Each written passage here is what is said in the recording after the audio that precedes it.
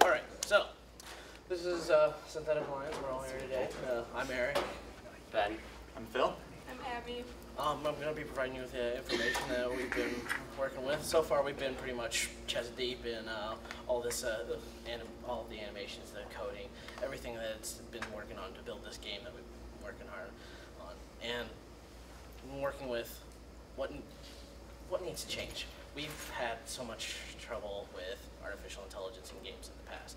We've had characters who pretty much just sit there doing nothing, or pretty much not helping you, and in that process, breaking the experience, breaking what people see as for the game. One thing that we also addressed very early on was the scope that we've been working with, because we're building a game in a semester, and there's a lot of things that we need to keep under control. So by the end of things, we aren't shooting ourselves in the foot.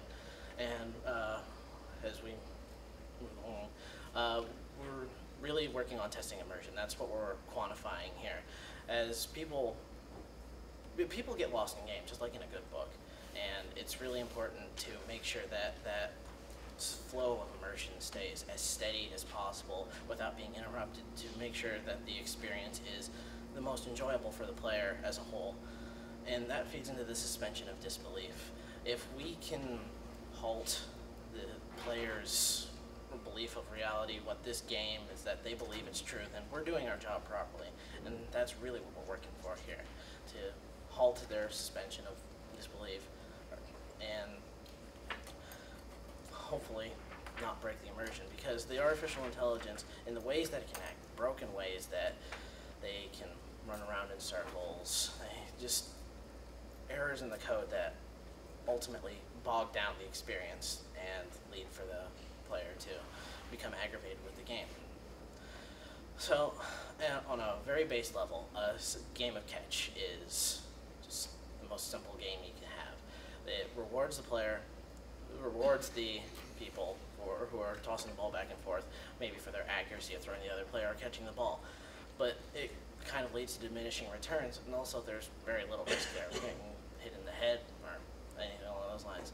So we began to paint the world that we wanted to within the scope of the game that we're working with, and we came up with this kind of sort of dystopic future little game that it's based on survival.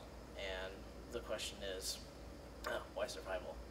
We believe survival is rather humanizing. It brings out people's baser instincts, and also it would be very good for testing to get people's responses in rather hairy situations and allow for just the best results possible for a genre as a whole. And the game itself is, we're working with 5 teams of 2 in a combat arena. We're going all gladiator up in here. And you're fighting for praise and glory, which in and of itself can be a pretty good motive. And we're working with these 5 teams to design them, to make them look like they're going to, how they're going to act. If they're a big brutish character, they're going to be coming at you with all that they got. And if they're a smaller one, they may be hanging back. Just, we're designing on both ends with the art for the characters, that they look the way that they are going to act. It's very important and appropriate for them. And as well, of these 5 teams, each team is a team of 2. It's an intentional dichotomy that we've been working with since the conception phase of this game, that both members of the team require different needs, and that's another valuable driving force that we believe will help foster the immersion that we're working with here. As well, the intelligence behind these characters, as I said, they need to act like they should. They're not going to be bumping into objects, they're not going to be running around in circles, or just intentionally going into a situation that would harm themselves. Working to perceive, so they understand, perceive, think, and then act on what they've learned. As well, with the art, we've been focusing to create a somewhat unique style as much as we can within the scope that we've been working with, to have these characters kind of lifelike and relatable as much as we could. And we've been enjoying the process so far. As well, we've been working with the style of weaponry that's within the game. It's kind of rustic and trying to keep things fun. It's important for the player experience, as well as keeping things unique, as well as, you have the pure squeal value of some kinds of things that really lend to the experience.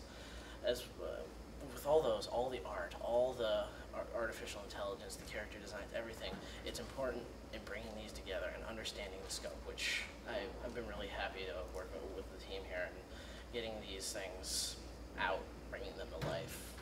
It's fun. It's really, it's been great. And now we wonder why we make a game. We could have more than easily chosen games from our own collection to test with and for the immersion, but we really believe that this is our trial by fire here. If this is our mark, this is what we're doing. We're gonna do it right. And soon here we'll be doing testing. It's gonna be based off of post and pre-interviews going into the game testing itself. Right now we're working with Unity, and the game itself we're going to be testing here very shortly. And once we get the results that we want, we study the players' faces, we study their responses to the game, we're going to then take those results and along the lines we're expecting these things that we've put a fair amount of research into, that this immersion, we can almost control it.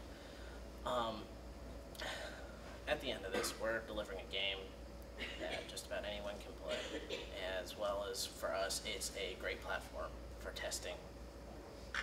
And, well, we're going to be doing our final presentation here Friday next week, 4 o'clock. And hope to see you there if you're interested in testing.